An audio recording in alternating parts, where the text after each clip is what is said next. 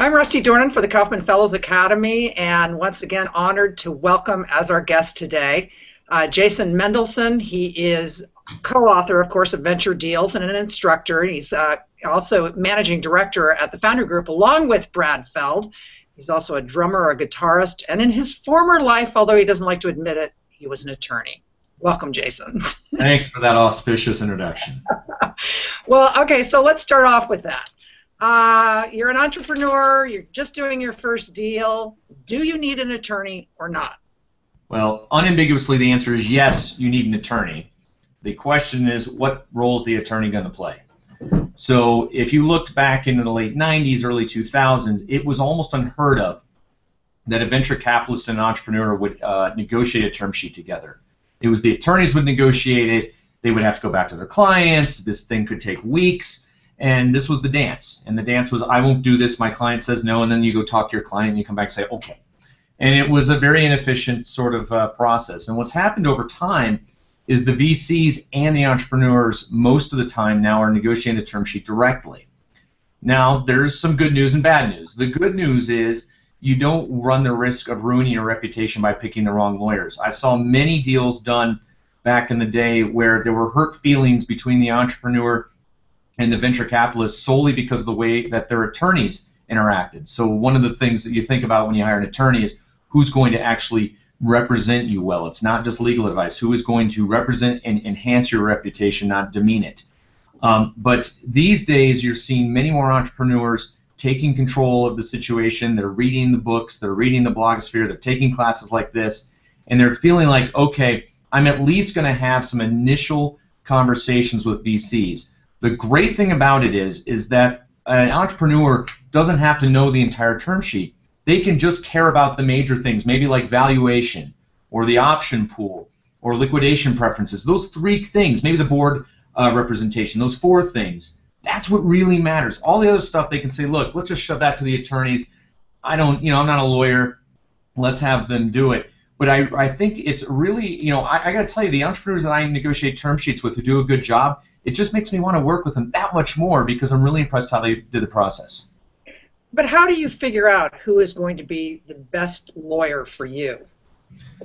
So picking a lawyer is not an exact science. I always like to say that it's very hard for an entrepreneur to pick a good lawyer unless they already know a good lawyer. And what you really want to do is ask somebody who's either been a lawyer, is a lawyer, who doesn't want to represent you who they think. Just because a lawyer seems smart and personable and fun to hang out with or have a beer doesn't mean they know what they're doing. And most entrepreneurs do a poor job of diligencing their lawyers. Ask somebody who knows. How much do you need to find out about the other person, about what type of personality they are and all that before you even get into negotiations? Well, it depends. Most people do little or no prep when they go into negotiations, and most people have a bad negotiation outcome. Unless you're dealing with a venture firm that does not really care about terms. And I would, I'm not trying to plug Foundry Group, but when Brad and I wrote this book, part of it was we want to get all our thoughts out there so that people know what Foundry Group thinks. So we very, very rarely negotiate terms because everybody's read the book, but that's not the norm, that's the exception. If you are dealing with most VCs, they're going to care about terms, and now it's a real negotiation. And the question is, what is your negotiation strategy? First of all, most people are very ill-prepared when they go into negotiations. There's two things you need to prepare. One is you need to actually understand the terms that you're going to negotiate, and you need to know going in what your goal is. Like, I want to get X, and I'm willing to go to Y, but if we go to Z, I'm out. If you don't have that defined, what happens is people end up getting led down the slippery slope from X to Y to Z by a more skilled negotiator. Remember, as VCs, we've negotiated hundreds, sometimes thousands of deals. I bet you in my career I've negotiated 2,500, 3,000 deals. As an entrepreneur, maybe you've negotiated 6 or 0 or 10. But either way, you're not going to match the amount that we have. So the first thing is you got to know what you're willing to take, what you're willing to slide to, and what is unacceptable. Also, you have to know which terms interact. For instance, the valuation may not be what you want, but you get a smaller option pool, so the dilution is the same, and you're okay with that. You have to understand how those levers work. But then there's a whole secondary part, which is the question you ask, is how much do you need to know about your adversary? And there's two ways of thinking about it. One, there are things that are specific to that person. What makes them tick? How to make a personal connection. So, if you were to pick up the phone and we were negotiating a term sheet, you wouldn't want to say, hey, Jason, how you doing? Let's talk about valuation. You might want to say, hey, Jason, how you doing? Heard your band's track on the internet, really liked song Y. Guess what? You've connected with me. I'm feeling pretty good. You've softened me up a bit. Figure out a way to personally connect with the person you're speaking with. The second thing is figuring out if they have a track record of other deals. Find other people in your network that have negotiated deals. Figure out their styles. Maybe you'll even figure out what terms they came to, which can be really, really helpful. And then the second part of that is figuring out what game you're in. So game theory is incredibly important. And this goes for all negotiations, not just term sheets. The first question you ask, for those of you who don't know what game theory is basically the unwritten rules behind any negotiation or human interaction which help influence that interaction. So for instance, if you and I were negotiating a VC term sheet, you and I both know that at the end of that negotiation, I'm going to join your board and we're going to have to work together. Versus if you sued me and I sue you back, it's winner take all. We are never going to be friends. We are never going to work together. It's a very different mode. Remember, lying is not illegal. So in something like litigation, you're going to see a ton of lies until you get on the stand and you're under oath. Something like, as a term sheet, I would highly, highly recommend not lying because eventually you're going to get caught and it's going to injure the relationship long term. So the first thing on game theory is, will there be a repeat interaction with this person down the road where reputation matters? The second part of game theory is trying to figure out, does the person you're negotiating against with have some sort of persona? Many people have one way of negotiating. Some people are bulldogs and it's the union guys slamming their fist down on the table, the bull in the china shop. There are people who are technocrats who want to talk about everything in detail and they sound like robots. And then there's people who are kind of the slick used car salesman. And each one of these personas can be counteracted with another persona. Depends, how people, how you interact personally or what persona you feel comfortable. I always tell entrepreneurs to be comfortable interacting with any sort of persona, but figuring out what you're walking into so you don't just pick up the phone and get surprised. It's a really, really smart thing to do beforehand. We're getting a few questions here. VCs always ask who else you are talking to. Should you be transparent? When, if ever, do you disclose this? So VCs are asking you that because they're trying to gauge if they have competition, and competition for your term sheet is the biggest single point of leverage you have. So if I was an entrepreneur, by the way, all the time I ask that question, hey, who else are you talking to? And the answer I usually get back is one of three. Either we're just talking to you, Jason, because we really want to work with just you, and if that's sincere, that's a great answer. Or we're talking to X, Y, and Z who are good friends of yours. In fact, they told us to call you. Okay. Or more likely is, hey, we're talking to some of the usual suspects. You can probably guess who. And we're progressing down a conversation. So something more open-ended. I would actually tell entrepreneurs, if you're going to err on the side of not being transparent. There are examples of entrepreneurs being transparent to the VCs, telling them who they've started conversations with, and then the VCs getting together to collude to drive the price down. So it's okay, and I would recommend being honest about where you are. Like, hey, yeah, we're far down the path with a couple other folks. Nobody's giving us a term sheet, but we're expecting something in the near future. That's a pretty good way to motivate me. And by the way, if you want to lie, you can attempt. It may come out later it was a lie, and we're going to feel badly about it.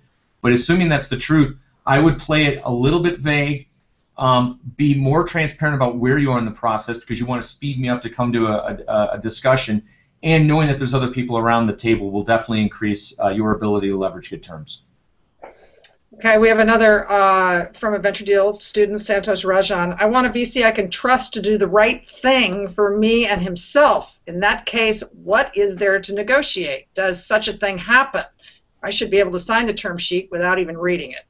Well, that's nice thought. By the way, I've signed term sheets like that. I've literally, entrepreneur came and pitched us, and I walked up and said, hey, we'd like to do the deal, and he held out his hands, and we shook hands. He said, we have a deal, and I said, do you want to know any of the terms? He goes, no, I've read your book. I'll take those. But and that was pretty awesome. That made me feel really good. as much as I wish that were the world, there's just too many bad actor VCs out there. Do not go that route. I hate it, but you got to protect yourself, and I would not be doing you justice if I gave you the idea that there were enough VCs out there who behaved correctly that you could get away with that. Be suspicious. Okay, we have another one here from Chuck Couts. When raising a round, you said set a specific dollar target, never a range, and communicate that figure to your investors. Say the startup has no intention of selling more than 20% of the company. Is it bad form to let potential investors know this piece of info? Well, no. I think that it depends how it gets stated. If you, quote, have no intention and you're that bright-lined rule about it, you may find, depending on what your opportunity is, you may find yourself completely out of water. I think the way that you want to think about it is that your preference is to only sell 20% of the company. And I think telling me, hey, Jason, first of all, by the way, never, ever, ever throw out the first number. Never communicate to the VC what your valuation range is. We're the professional, make us throw out the first number. If we hint around and say, hey, what are you looking for? You can say, hey, look, I kind of think an acceptable dilution for this round is probably around 20%. That gives me guidance of what that valuation is going to be, because at this point, you and I probably have a good idea of how much money you're raising. That 20% number I can back into a valuation, and I'm going to have an immediate reaction of, yeah, that's reasonable, or no, it's not. It's a little bit of a risk, a little bit of a gamble, because when you're, again, I don't like it when I would say, as an entrepreneur, don't throw out the first number to the VCs. You're sort of throwing out to the VCs, but certainly, personally, me, I like the transparency of knowing where your head's at to see if there's any chance for us to get to a deal. Okay. In terms of the legal issues at play in VC financings in early-stage companies, whose opinion or blog do you continue to learn from, not Foundry related? From terms? In terms of the legal issues at play in VC financings. Yeah, not a lot. The problem with the legal issues is that the law firms have strict regulations on what they can blog about and what they can't. So there's, the startup lawyer is one of them.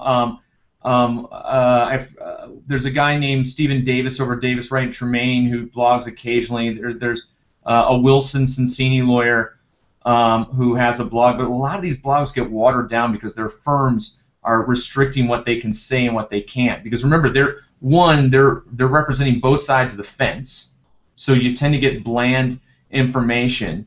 So then you say, okay, well, what about the entrepreneur side? Well, most of the entrepreneurs aren't lawyers, so as far as the question, am I learning anything legally from them, I'm not. Again, we're really trying to be cutting edge. I think some of the stuff that's written on the Y Combinator blog and Techstars blog is good forward thinking.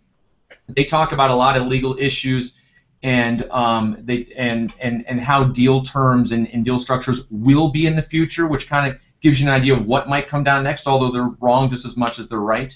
But I don't have any really great killer resources for you. Okay, well, there's another part to this question. How sad were you when you learned that Stauskas, Grill, and McGarry would all be leaving Michigan? I couldn't not, at least have that. I think Joel Jacobson would have been very disappointed. I don't know who you are, Joel, but I like you already. Totally bummed, but they were great warriors for us, so I wish them all the best. Except for McGarry, but if he wasn't a great warrior, I still sort of wish him the best.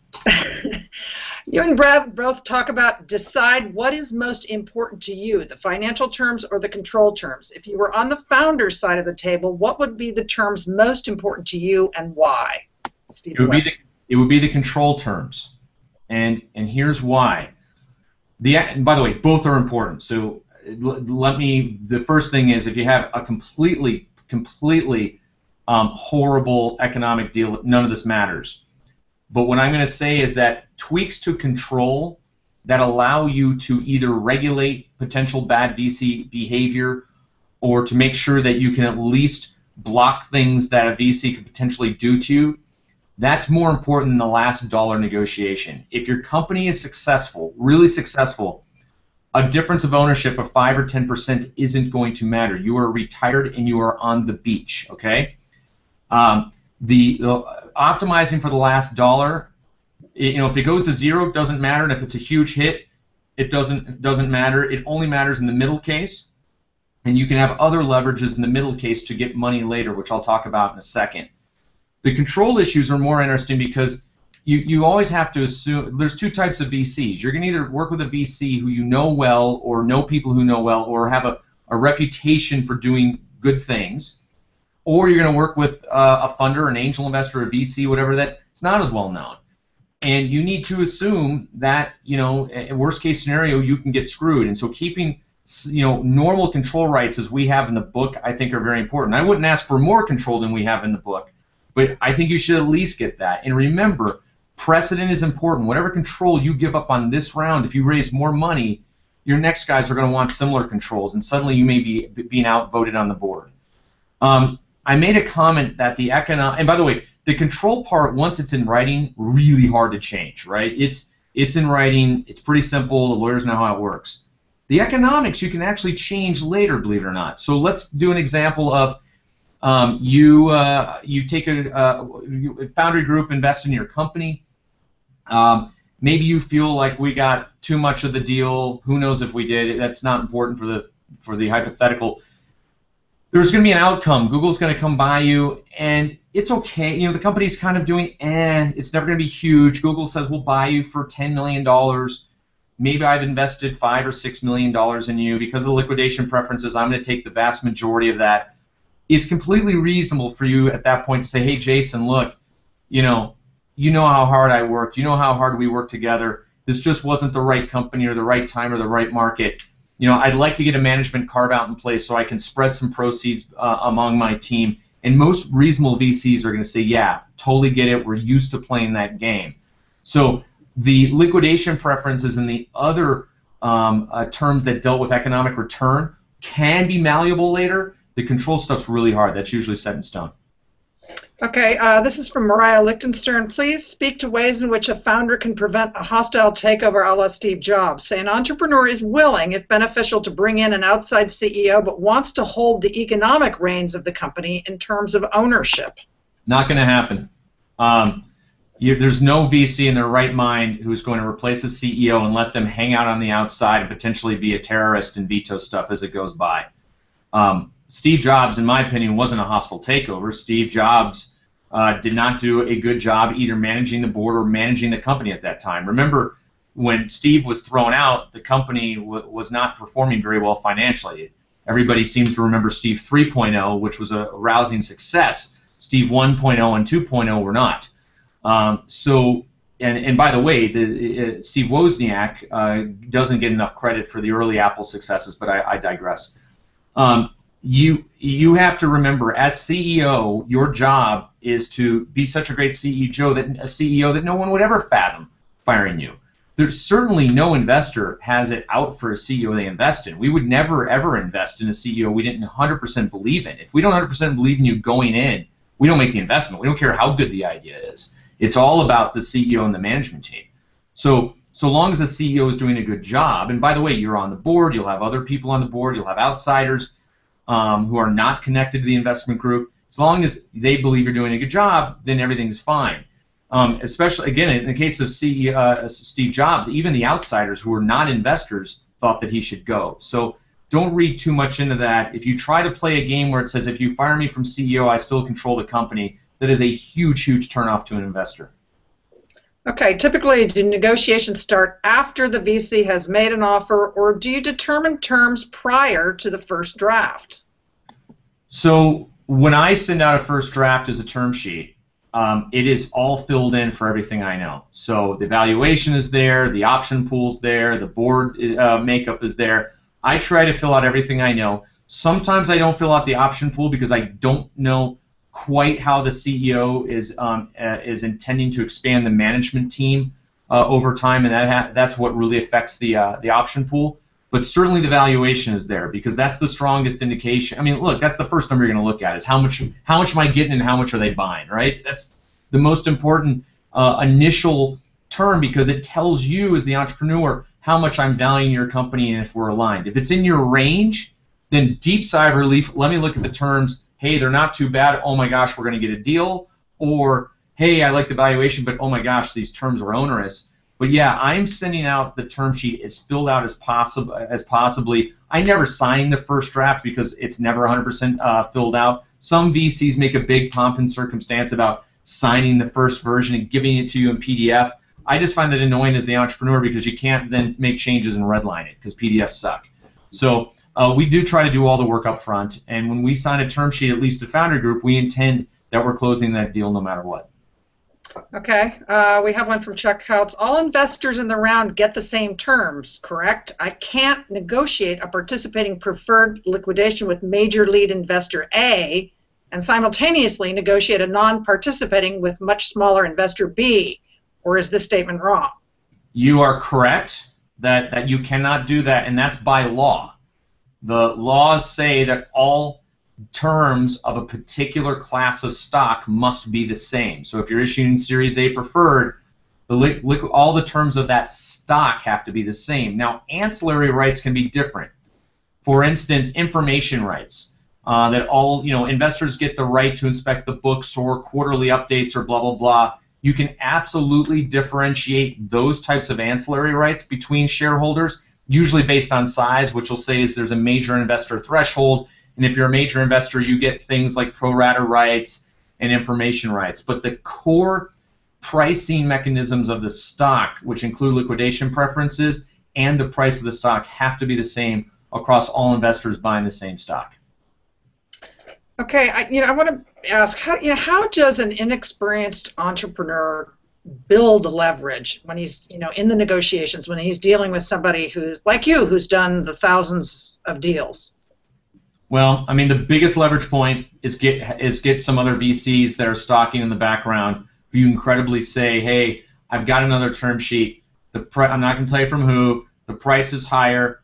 I'll give you some guidance. I think we should move the price to this, and at the same time say you really want to work with me, Jason, and maybe you can tell that to whoever you want. That's the number one leverage is competition, bar none. The second piece of leverage is make yourself so attractive that I can't imagine not working with you. So that is, inspire me that it's going to be a great working relationship for the next decade. Really continue to get me more and more excited about the product and the team, but it's really a personal connection. If you can really connect with your VC, remember, the relationship I have with my CEOs lasts longer than the typical U.S. marriage. Typical U.S. marriage lasts 7.8 years. My average length of time with a CEO is 9 years. So I'm actually making a commitment to get married to you. The biggest leverage point is making me so enthusiastic about investing in you as a human being that there's no way I can imagine not getting this deal done, and so I'm going to stretch to make sure this thing gets over the finish line. Okay, we have one from Andre LaRue. What are the first signs you pay attention to in an investment you have made that things may not be going all that well with the startup?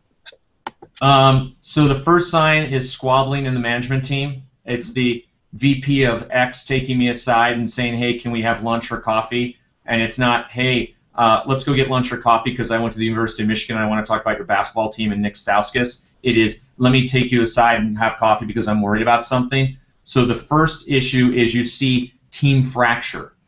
The second early point is lack of focus. So when we make an investment, we have a path of where we think we're going to go, and then we close the deal, and suddenly the company's doing 8 other things. And what that's usually a sign of is either they're being unsuccessful in the ways that we agreed that the company was going to focus, or they don't know how to focus. And so they're trying too many things at once and they lose focus. Those are the 2 earliest warning signs. We do have a question. It's not on the term sheet or negotiations, but we'll go ahead and take it. Could you share your advice for first-time entrepreneurs to pick their board members? What are some of the best examples you've seen for most effective board at an early-stage startup, and what's the best size possible? So I think there's a couple different types of board members. You're going to have forced board members like me. If I invest in your company, you have to give me a seat. So be careful who you choose as a VC because we're going to be on your board. But more specifically, I believe that most entrepreneurs do themselves a disservice by waiting to form a board until after they've gotten funding. Boards are those are your go-to people to give you advice. Being a CEO is a really lonely job. You can't really go and bitch and complain to your other employees. You got to be presidential, as it were, at all times. You got to be level-headed. You can be emotional, but you still got to be even. And board of directors, especially before you take money, those are your people. Those are your mentors. And so, having mentors that you trust who are incentivized to work for you in the company because it's the right thing to do, not because you're compensating large amounts of money, that's what you want. And traditionally, I would say that you should have a board member who's been a CEO but way more experienced than you, so they just know how to be the job of the CEO, because there's no school to go to learn to be a CEO. Second of all, finding board members who have industry expertise from people who've been there and done that in your industry, super, super important. And then perhaps having a board member in some other functional area you're not comfortable with. Maybe you're not great at finance. Maybe you don't know much about hiring. Maybe you feel insecure about marketing. Finding somebody who has a good functional area that can help you navigate those waters is super, super important. Okay, the CEO of Box is taking his company through an IPO. His ownership is down to a 5% stake. I've read opinions his holdings seem relatively small for a massively successful company. Could he be the victim of unfavorable economic terms in the early rounds? No idea. First of all, we don't know if he's going public. That was called off a couple days ago. As far as him owning 5%, if that's what the public filings say, look, 5% of $10 billion, which is what I had heard that they wanted their valuation to be, is pretty darn awesome. It's still that's a $500 million right there. Whether it was early stage, late stage, we have no idea what the dynamics were. Maybe he wasn't the original CEO. I haven't followed the company that long, but owning 5% of a multi-billion-dollar company at IPO seems like a good deal to me. Okay, from Billy Gozum, aside from the obvious attributes and skill set to look for in a law firm, i.e. startup negotiations, subject matter expertise, etc., what would your advice be to first-time entrepreneurs to specifically look for in a lawyer who would be the best fit for them? Judgment. You can't put a value on judgment. All lawyers know the law. All lawyers know the mechanics. The question is, go spend some time with your lawyer and talk about other topics. Talk about parenting. Talk about, if you're football fans, that coach of Nebraska who screwed up a call on 4th down. Talk about other world events. Talk about anything that puts your lawyer in a situation where they have to take a stand, show judgment, and if you feel that you're aligned holistically and ethically and morally and just kind of spiritually with this person, then you can trust that person to make good judgment calls at the time when you most need them. Okay. Is a cap, e.g. 1x liquidation preference with a 5x cap, a way to define an organic exit in a high-growth, high-revenue, let's say $1 billion plus company? I'm totally against caps. I think caps are an abomination. So you've got basically simple liquidation preferences with no participation, which I think are the right way to go. Then you had VCs get greedy and create this thing called full participation, which seemed that the VCs were getting greedy, and then somebody came along and said, hey, let's split the baby and do caps. Caps are bad for everybody involved. As an early stage venture capitalist, asking for a cap, all that's going to do is get replicated through the other rounds and the other VCs, and actually ends up coming out of the early stage VCs disproportionately. So any early stage VC who asks you for a cap clearly does not understand math, because it is unambiguous and unimpeachable that it is mathematically worse for an early stage venture firm to ever ask for a cap. It's also, I think, not cool for an entrepreneur. I think that you really want to strive for, especially in these days, things could go to hell in 36 months and we're back to a liquidation participation preference world. But for now, in this day and age, I very, very rarely see anything above simple liquidation preferences. Okay, and we have another one from Chuck Couts. The goal is to get the term sheets negotiated and signed. Once signed, the term sheets are turned over to the attorneys to draft a final contract. What is in the final contract that isn't in the term sheet? What's the difference between these two documents? So the term sheet's anywhere from 1 to 13 pages, and these definitive documents are going to be somewhere between 30 and 90. It's all the legalese and whatnot. As far as all the major terms, they should be included in the term sheet. So from an entrepreneur standpoint, if you have a good idea of what's in the term sheet, you know 99% of what's in that deal, and that's why you have that's why you hire a lawyer to pay attention to the rest. Let's just real quick talk about what are some of the worst things you can do in a negotiation as an entrepreneur? Well, one is lie and get caught. That will end your negotiations immediately. The other one is be a rookie and make a threat. Anybody who threatens in a negotiation that doesn't back up that threat loses all credibility. So if you make a threat and said, I will not do this, I will not accept more than 20% dilution, I will not accept this term, period, or I will walk, that's fine, but you have to be willing to walk. Because if you then come back and say, hey, do you still want to talk about this, then I know that you won't back up your threats, and that's one of those things that will cause me to disengage. Last question. What are some of the negotiation tactics that are the most successful for entrepreneurs? Well, the best negotiation tactic I have is you really what you want to do is not let the VC drive the negotiation. In other words, if the VC is leading the talk, it doesn't mean you should do all the talking, but don't let them choose which terms, because they're going to take you down their roadmap. You decide which terms you want to address first, and there's really two schools of thought. One school of thought is address a term that's really easy that you don't care about, so you can come to an agreement, and you know what it's like to come to an agreement with this person. You can say, yay, we won one, and you get some momentum. The second option, start off with the valuation or the harder ones and have those discussions. The other thing is you can never lose a point when your lips are closed. The entrepreneur who gets nervous and talks too much, especially because they're less experienced than the VCs, that's an entrepreneur who's going to lose some deal points.